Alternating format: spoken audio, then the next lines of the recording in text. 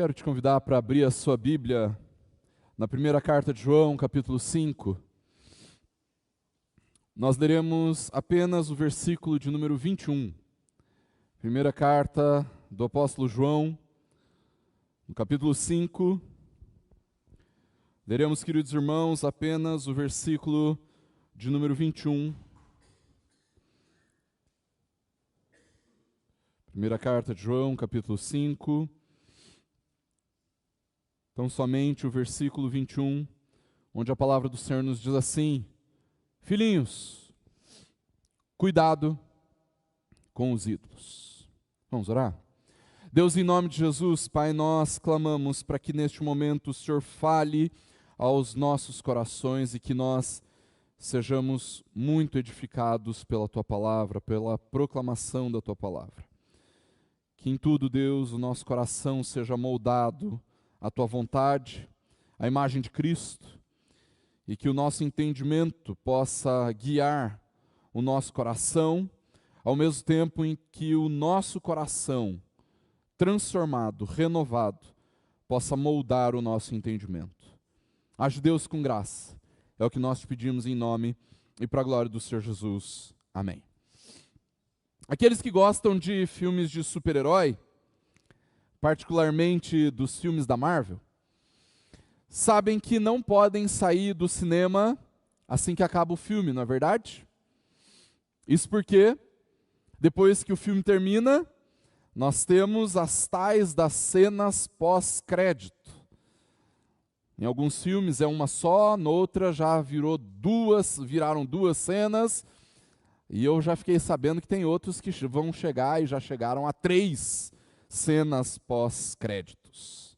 Para aqueles que não estão familiarizados, queridos, com filmes de super-herói, essas cenas, na verdade, são muito semelhantes àquilo que os autores de livros chamam de epílogo, onde, assim que a história principal é concluída, o autor entende por bem acrescentar ali um breve capítulo contando alguns detalhes, explicando algum fato sobre a narrativa, ou então comentando algum acontecimento que ao longo do livro não foi tratado. E ainda que eu não tenha sido nenhum fã de novela, nunca fui de assistir novela, eu sei que muitas novelas também utilizam isso no capítulo final, após a trama principal ser encerrada. O autor então resolve contar o que aconteceu com alguns dos personagens principais daquela novela. Quando nós olhamos para esse último versículo, queridos, para o versículo que nós acabamos de ler, nós corremos o risco de pensar que o apóstolo João está fazendo o mesmo. E isso acontece, queridos, porque, ao que parece, uma exortação a respeito da idolatria parece estar completamente desconectada da última sessão dessa carta. Como se fosse uma frase solta: irmãos, espera aí, filhinhos, eu estava me esquecendo. Cuidado com os ídolos. Evidentemente, queridos, que não é isso que o apóstolo João está fazendo. Quando nós olhamos para tudo o que o apóstolo escreveu nesta carta, e de como ele estabeleceu aquilo que existe de mais fundamental na vida cristã, então seria natural que ele também sinalizasse aos seus filhinhos, às suas ovelhas, o que de fato poderia abalar a vida cristã. E evidentemente, queridos, se existe algo que tem o poder de abalar os fundamentos da vida cristã, isso é a idolatria. E isso acontece, queridos, porque a idolatria é extremamente destrutiva. Quando nós olhamos com atenção para o Antigo Testamento, irmãos, nós vamos perceber que muitas das repreensões do Senhor contra Israel estavam vinculadas a essa falsa esperança, a essa falsa confiança que o seu povo depositava em falsos deuses. Isso demonstrava que, ao sacrificar aos ídolos, O povo de Deus acabava por olhar os povos pagãos que viviam ao seu redor e perceber que muitas vezes estes povos estavam mais fortes ou mais prósperos e com isso acabavam depositando a esperança de obter aquilo que eles viam em outros povos nestes falsos deuses. Prosperidade, riqueza, colheita abundante, fertilidade, conforto, proteção. Você percebeu? A questão não era tão somente o ato de adorar aquela estátua ou aquele monumento, e ainda que isso fosse terrível, e os 2 primeiros mandamentos expressam o quanto isso era abominável diante de Deus, Deus também estava condenando o fato de que o povo de Israel depositava a sua confiança nos ídolos, e com isso a esperança de obter bênçãos, a esperança da realização dos seus desejos, a esperança de dar um sentido para a vida, ficava completamente vinculada àqueles falsos deuses. O problema da idolatria, queridos, diferente do que nós normalmente pensamos, não está apenas relacionada ao ídolo em si, mas com aquilo que nós almejamos ao idolatrar falsos deuses. Os ídolos que criamos, queridos, para nossa própria destruição, na verdade, são expressões dos nossos maiores desejos. Ao contrário do que o Senhor que nos criou, os falsos deuses, eles são criados pelos nossos desejos distorcidos, pelos nossos desejos desordenados, pelas nossas ambições, por uma esperança distorcida, por algo que nos motiva e que nós achamos que se nós obtivermos isto, nós estaremos livres da nossa miséria e, por fim, encontraremos a felicidade. É por isso, queridos, que a idolatria é tão destruidora, irmãos. Porque ela mexe com os nossos desejos mais interiores e nós acabamos guiando e moldando a nossa vida baseados nestes ídolos e não de acordo com os fundamentos da vida cristã. Por isso, uma vez que a idolatria é tão destruidora, nós devemos, queridos, nos afastar dos ídolos, firmando os passos naquilo que é fundamental. E o que nos impede de fazermos isso, irmãos? O problema é que aquilo que o reformador João Calvino disse a respeito do nosso coração é absolutamente verdade. O coração do homem é uma fábrica de ídolos. Nós estamos, queridos, dia após dia, fabricando novos ídolos no nosso coração, irmãos. É por isso que neste último versículo, o apóstolo João nos diz: filhinhos, cuidado com os ídolos. E é assim, queridos, que ele conclui a sua primeira carta. Desde o início dessa série, irmãos, eu tenho enfatizado que o apóstolo João está escrevendo às suas ovelhas a respeito daquilo que ele, como apóstolo e pastor do rebanho, considerava como sendo fundamental para que os discípulos de Cristo vivessem a fé. É por isso, irmãos, que se nós queremos viver de fato como discípulos de Jesus, é imprescindível que nós estejamos testando o nosso coração a respeito dessas 3 perspectivas. A prova da verdade, ou como eu vinha chamando, a prova doutrinária. Você realmente crê em Jesus como Senhor e Salvador da sua vida? Este Jesus em quem você crê é o verdadeiro Jesus que é revelado pela palavra? A segunda prova, a prova da obediência, ou então, como eu vinha chamando, a prova moral. Você constrói a sua vida em obediência a este Jesus que você confessa. Aquilo que você vive está de acordo com o Evangelho. E a terceira prova, queridos, a prova do serviço, que eu até então vinha chamando de a prova social. Você tem vivido a sua vida com verdadeira disposição de se doar aos seus irmãos em amor? Você realmente tem um compromisso de serviço aos seus irmãos? Todas essas três provas estão presentes na vida de um cristão verdadeiro. No entanto, queridos, se uma dessas coisas não estiver presente em você, então é bastante provável que você esteja se auto-enganando. Se você não consegue enxergar alguma destas três provas na sua vida, então é porque de fato nenhuma delas existe em você.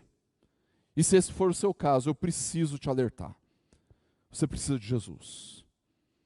Você precisa se arrepender dos seus maus caminhos e se converter e crer em Cristo. No entanto, mesmo já tendo visto e experimentado destas três provas na sua própria vida, é possível que quando você, ao fazer um autoexame, você perceba que, de tempos em tempos, você se afasta de alguma delas. Não é verdade? Eu acredito que, assim como eu, você vai perceber que em alguns momentos da sua vida, você tenha se percebido afastado da verdade, ou então afastado da obediência, ou então afastado do serviço. E talvez você esteja vivendo isso nesse exato momento da sua vida. Jesus, aquele que é o verdadeiro, não cativa mais os seus afetos tanto quanto já cativou. Você não se vê mais tão encorajado à obediência à palavra de Cristo. Você não consegue mais servir com a disposição correta do seu coração. É em momentos assim, queridos, que nós conseguimos perceber o quanto nós somos falhos em viver os fundamentos da vida cristã. E é exatamente em momentos como esses que nós nos perguntamos se eu sou verdadeiramente cristão. Por que eu continuo escorregando naquilo que é fundamental para a vida cristã? E o motivo pelo qual isso acontece, queridos, é porque a idolatria tem abalado os fundamentos da nossa vida com Jesus. Se assim como acontece comigo, isso acontece com você, então nós precisamos da palavra, do Espírito e de Cristo. Por isso, em primeiro lugar, a idolatria tem abalado o fundamento da verdade na sua vida. Então, permaneça na palavra. O apóstolo João declara nesta primeira carta, irmãos, quem é Jesus? Ele diz claramente quem é o Jesus apresentado pela palavra. Ele é o Filho de Deus, o Cristo, o Salvador, aquele que morreu para pagar o preço dos nossos pecados e que ressuscitou para nos dar a vida eterna. É crer que esse Jesus não era tão somente um profeta, um homem iluminado, mas que ele mesmo era a luz do mundo, é a luz do mundo. Jesus é Deus, o Senhor do universo. Crer em Jesus é crer que este Cristo que a Bíblia nos revela é o Senhor e o Salvador da sua vida. Se a primeira prova para saber se nós somos cristãos de fato é esta verdade, irmãos, então é onde a nossa idolatria mais vai nos atacar. De certa forma, queridos, todos nós já tentamos ou continuamos tentando construir um cristianismo que seja um pouco mais confortável, que seja um pouco mais, entre aspas, aceitável, que seja um pouco mais tolerante um pouco mais palatável às outras pessoas. E sabe como é que nós fazemos isso? Nós fazemos isso distorcendo aquilo que a Bíblia fala a respeito de quem Jesus é. Perceba, irmãos, o que a primeira carta de João nos mostra: crer em Jesus, não é simplesmente acreditar que Jesus existiu como uma figura histórica, é muito mais do que isso.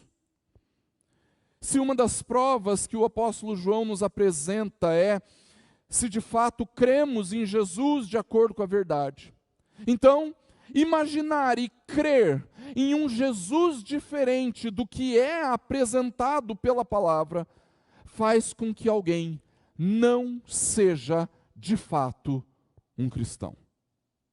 Se alguém crê em um Jesus diferente do que este que é revelado na Bíblia, então a pessoa não é um cristão. Irmãos, sejamos honestos. Nós estamos cansados de vermos ideias distorcidas a respeito de quem Jesus é, não é verdade? E talvez um dos maiores responsáveis por isso seja exatamente este movimento gospel brasileiro, especialmente o movimento gospel brasileiro, que criou um Jesus popstar para tornar a mensagem do Evangelho mais aceitável. No entanto, queridos, crer em Jesus é muito mais do que isso. O Jesus que a Bíblia nos apresenta não é um revolucionário marxista. O Jesus que a Bíblia nos apresenta não é um hippie, paz e amor. Tampouco um homem absolutamente tolerante, capaz de aceitar qualquer ofensa que nós pratiquemos contra ele. Cada um desses falsos Jesus inventados pelos homens é resultado da imaginação humana, queridos. São ídolos criados para atender esperanças distorcidas como resultado de uma visão de mundo distorcida. No entanto, irmãos, nós não podemos pensar que apenas aqueles que acreditam nestes falsos Jesus são idólatras. Na verdade, muitas vezes nós acabamos por atentar contra a verdade, não porque acreditamos nestes Jesus inventados, mas porque nós depositamos a nossa esperança e confiança em supostos redentores. Lembre-se, a idolatria nos conduz a uma falsa esperança, a idolatria nos faz confiar em coisas que não são dignas da nossa confiança, e quando nós depositamos a esperança e a confiança em falsos redentores, também é uma forma de corromper a verdade. Quando nós esperamos que alguém ou algo possa nos trazer felicidade, ou conforto, ou paz, ou segurança, e este algo ou alguém não é o Jesus que é revelado na palavra, então nós estamos distorcendo a verdade. Perceba, meu irmão, a idolatria diz respeito de quem é o responsável pelas nossas esperanças. Em quem nós confiamos quando nós estamos falando a respeito de segurança, quando nós falamos a respeito de felicidade, quando nós falamos a respeito de paz. Irmãos, os motivos pelos quais nós precisamos levar isso em consideração, ainda mais esse ano, é porque nós devemos ser honestos a respeito da situação política do nosso país.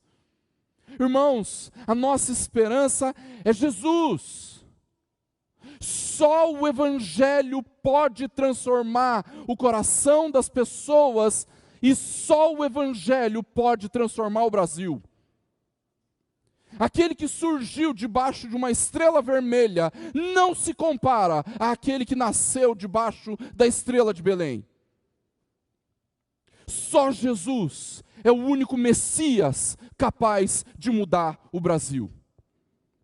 E não existe nenhuma outra opção, nenhuma terceira via, porque só Jesus pode mudar o nosso país. Mas isso não diz respeito apenas à política. Isso diz respeito às ideologias também, irmãos. Se você acha que uma ideologia é melhor do que a outra, tudo bem, mas não deixe essa ideologia guiar a sua vida. Não deixe uma ideologia moldar os seus pensamentos, porque ideologias não passam de ídolos. Não é a cultura, não é a educação que vai mudar o futuro do Brasil. Não é o livre mercado, não é a social-democracia, não é uma política de inclusão social, não é uma política de valorização identitária.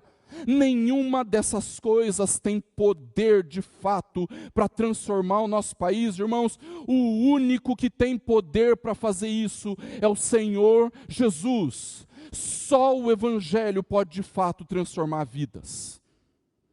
Mas pastor, como é que eu posso vencer a idolatria nesse caso? Como é que eu posso parar de distorcer a verdade crendo em um falso Jesus? Ou então depositando as minhas esperanças em falsos redentores? O que o apóstolo João nos apresenta, irmãos, é que nós devemos permanecer na palavra. Olha o que ele nos diz lá nesta primeira carta, no capítulo 2, versículo 24. Permaneça em vocês o que vocês ouviram desde o princípio. Se o que ouviram desde o princípio permanecer em vocês, também vocês permanecerão no Filho e no Pai. O apóstolo João nos diz, irmãos, que o remédio para a idolatria, para essa idolatria que abala o fundamento da verdade, é permanecer na palavra. Quando João diz que nós temos que permanecer naquilo que nós ouvimos desde o princípio, ele está fazendo uma referência ao testemunho dos apóstolos, a respeito de Deus, o testemunho dos apóstolos a respeito de seu Filho, Jesus Cristo. E a única forma, queridos, que nós temos de permanecermos na verdade, é permanecendo na palavra. A Bíblia nos mostra quem Jesus é. Nós conhecemos o Jesus verdadeiro através da palavra.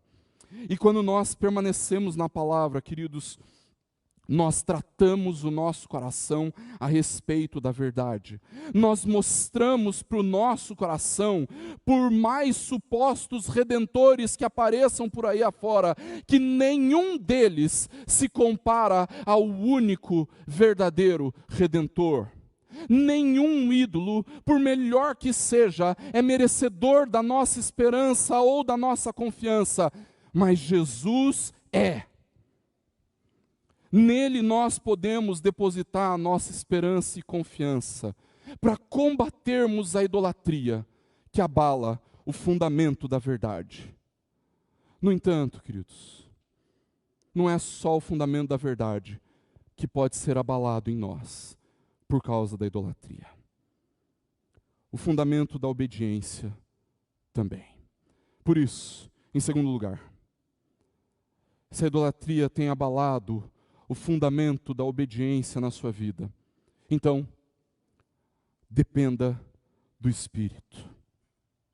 Crer em Jesus, queridos, não é tão somente crer que Ele é Salvador. Além disso, irmãos, é preciso depositar toda a confiança nele como Senhor da sua vida.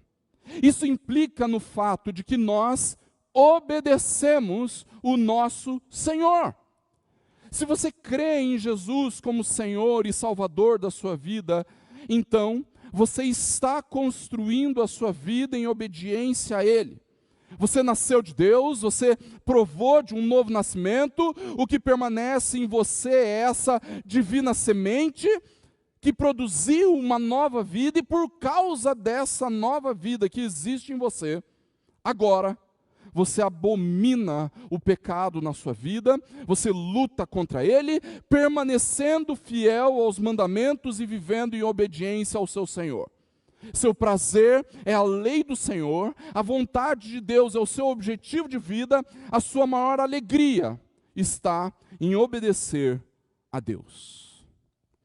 Mas você já reparou que a maior parte dos nossos pecados não está vinculado àquilo que nós conhecemos, àquilo que nós sabemos.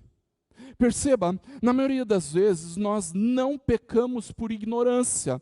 Nós não pecamos porque não sabemos que aquilo é pecado. O motivo pelo qual nós pecamos, irmãos, mesmo sabendo que aquilo é pecado, está no nosso coração. E normalmente, isso foi cultivado pela nossa idolatria. Por exemplo, você sabe que mentir é pecado, não é verdade? Você sabe disso. E é muito provável que você saiba que mentir é pecado desde os seus 3 anos de idade. Mas deixa eu te perguntar. Saber que mentir é pecado quer dizer que desde os seus 3 anos de idade, você nunca mentiu? É evidente que não, né, queridos? É evidente que não. Você já parou para pensar qual é o motivo pelo qual você mentiu a respeito daquele assunto especificamente? Você já parou para pensar o que te levou a mentir naquela área especificamente? É lógico, irmãos, existem pessoas que mentem o tempo todo, que constroem as suas vidas baseadas em mentiras, mas eu não estou falando sobre isso, não são dessas pessoas que eu estou falando de circunstâncias em que eu e você, por algum motivo, acabamos mentindo. Se você sondar o seu coração, você vai perceber que o motivo pelo qual, vez ou outra, nós acabamos mentindo, é por causa de um ídolo que nós cultivamos no nosso coração. É para proteger esse ídolo. É para fazer com que a verdade não atinja este ídolo. Isso acontece em todas as áreas da nossa vida, irmãos. Isso acontece com a pornografia. Isso acontece com os distúrbios alimentares. Isso acontece com a falta de disciplina, com a falta de cuidado pessoal. O que a Bíblia nos mostra, irmãos, é que os nossos desejos desordenados são causados pela nossa idolatria. E são justamente estes desejos desordenados que nos levam à desobediência contra o nosso Senhor. Nós não pecamos porque desconhecemos os mandamentos. Nós não pecamos porque não sabemos o que Jesus requer de nós. Na verdade, irmãos, nós pecamos porque os nossos ídolos trazem desejos desordenados ao nosso coração. A idolatria invariavelmente nos conduz à desobediência. E se um dos fundamentos da vida cristã, queridos, é a vida de obediência a Jesus, então é inevitável que a nossa idolatria acabe por abalar o fundamento da obediência. Mas qual é o remédio para essa idolatria que nos conduz à desobediência? O remédio é a dependência do Espírito.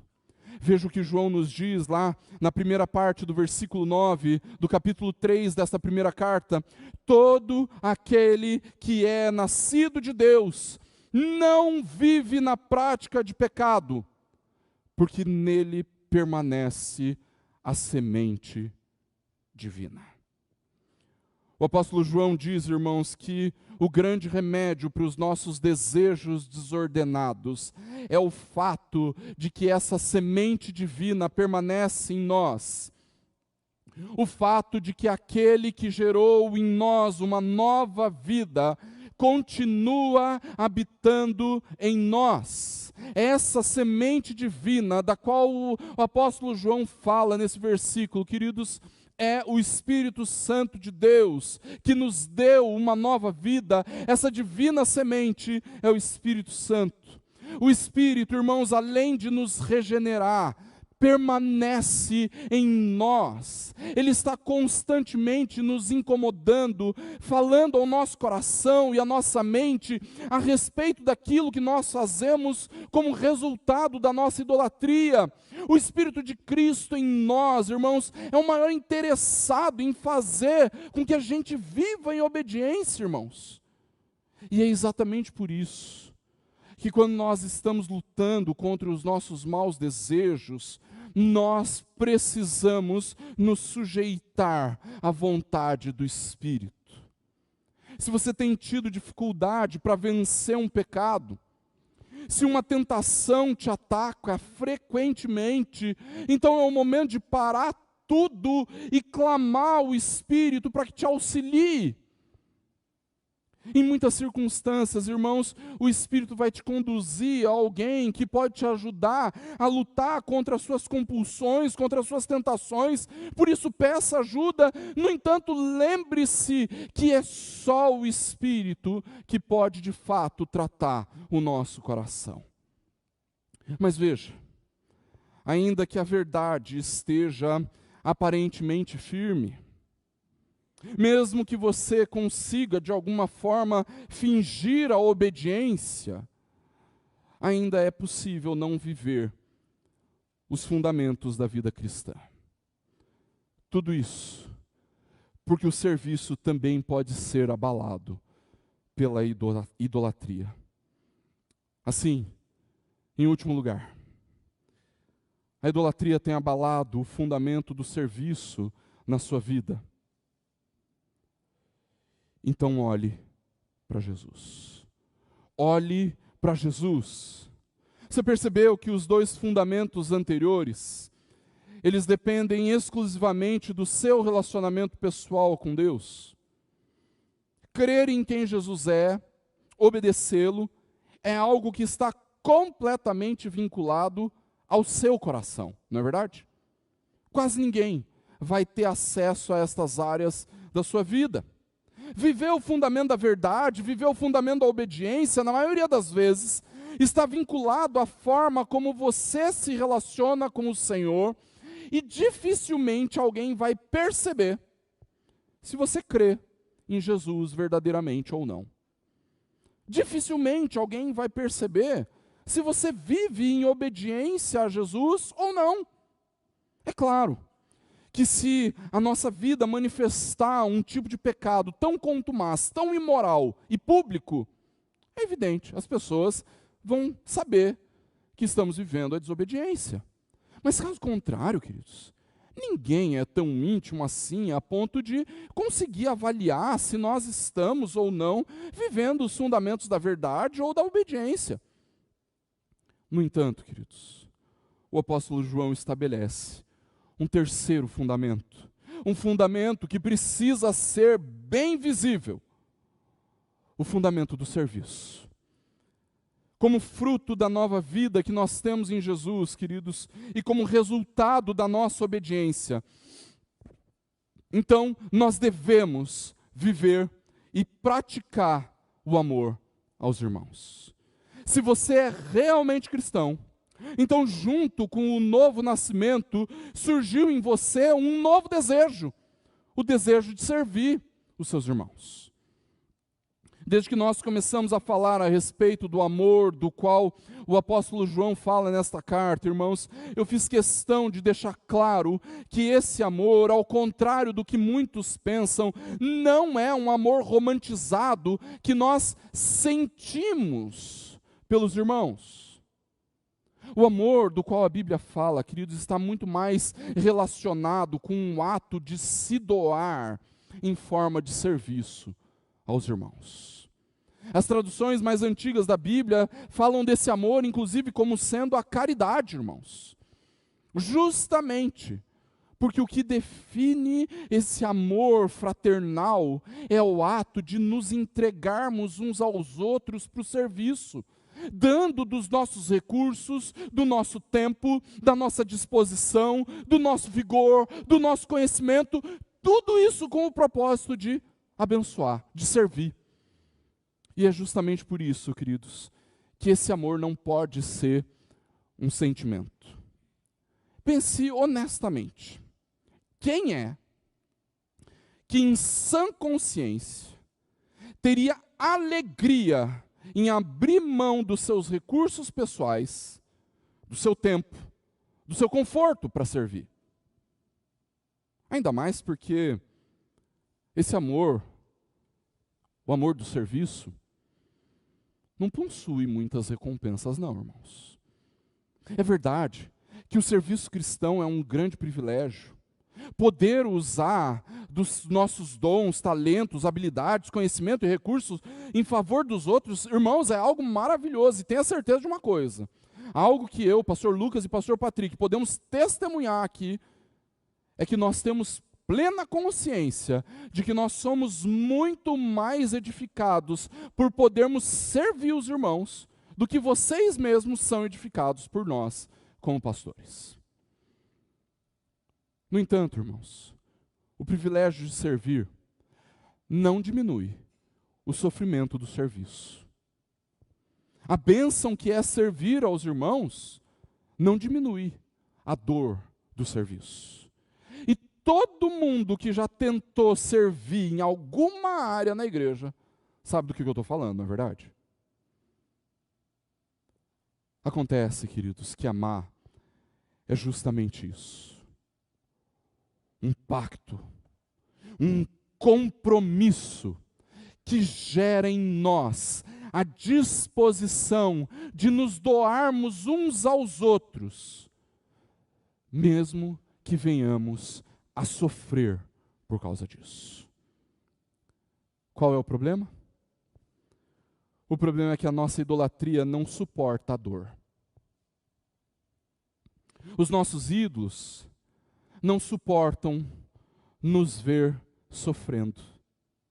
Mas entenda, não pense que estes falsos deuses nos veem assim, com todo esse cuidado, porque eles são bonzinhos ou graciosos conosco. Não.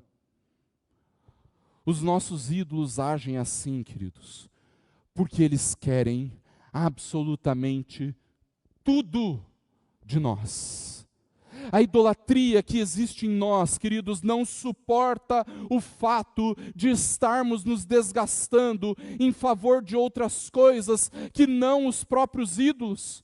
Esses falsos deuses não aceitam que nós estejamos utilizando o nosso vigor para servirmos a qualquer pessoa que não sejam eles próprios. Pense bem se isso já não passou pela sua cabeça. O quê?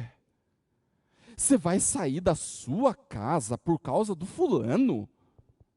Você sabe que ele é um ingrato, que você vai sair de lá, ele vai começar a falar mal de você. Para que abrir mão do seu conforto por causa dele? Escuta, por que você vai gastar o seu tempo estudando para dar uma aula de escola bíblica? Eles nem prestam atenção no que você está falando. Você deveria investir o seu tempo em outras coisas. Ah, olha só, deixa eu falar, eu acho que você devia ficar em casa hoje.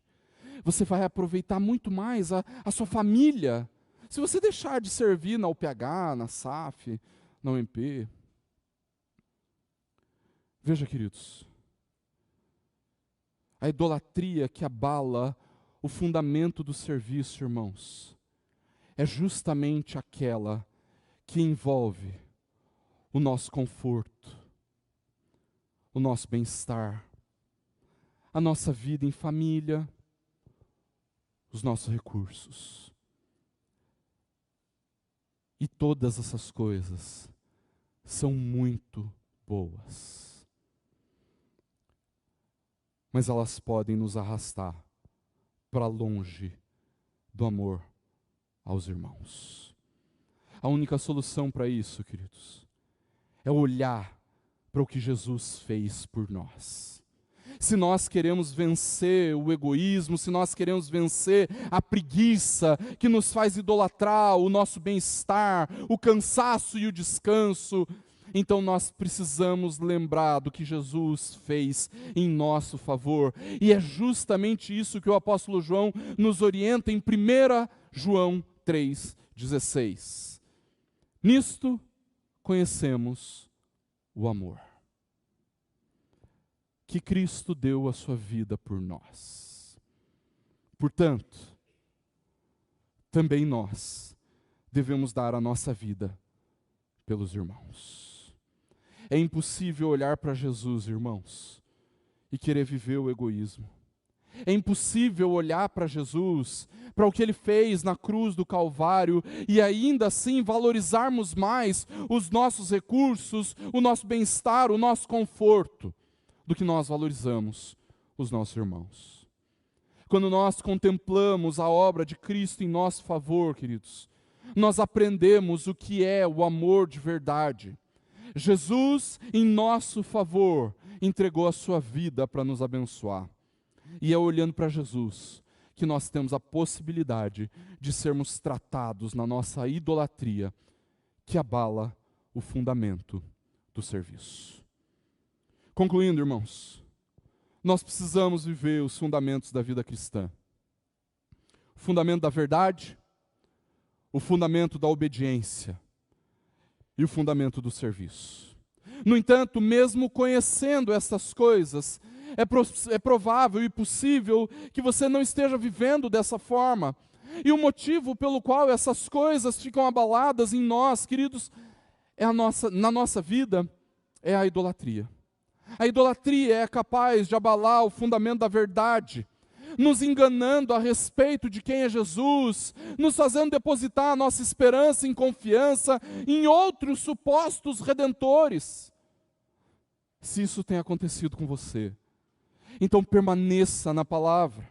Mas a idolatria também é capaz de abalar o fundamento da obediência, nos levando a realizar todos os nossos desejos desordenados, nos levando a satisfazer compulsões e tentações, atendendo o nosso coração pecaminoso. Se isso tem acontecido com você, então dependa do Espírito. Mas além disso, irmãos, a idolatria também é capaz de abalar o fundamento do serviço, fazendo com que o nosso coração valorize muito mais o nosso bem-estar, o nosso conforto, os nossos recursos, do que nós valorizamos os nossos irmãos. Se isso tem acontecido com você, então, olhe para Jesus. Contemple o que Jesus fez na cruz do Calvário. E assim, disponha o seu coração a servir de igual modo, por amor, aos seus irmãos. A verdade, queridos, é que nós não precisamos de ídolos. A idolatria não deve fazer parte da nossa vida, irmãos. Nós servimos o Deus vivo e verdadeiro. E este Deus, Senhor do universo, nos deu uma nova vida em Cristo.